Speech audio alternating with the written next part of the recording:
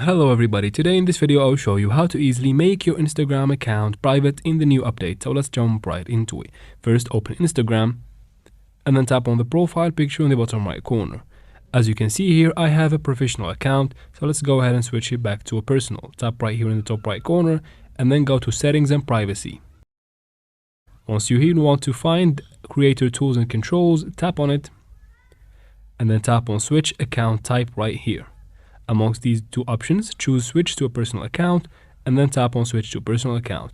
Now after switching to personal, you can finally go and switch back to private, and you cannot do that in a professional account. So of course you go to our profile and then tap on the three lines in the top right corner. From here tap on settings and privacy again, and then from here scroll down until you find account privacy, tap on it. And as you can see from here, my account is not private. All I need to do is to turn on this toggle right here and then tap on switch to private in the bottom, and just like that I have switched to a private account on Instagram. And that is it guys. I hope this video was helpful. Please like and comment down below.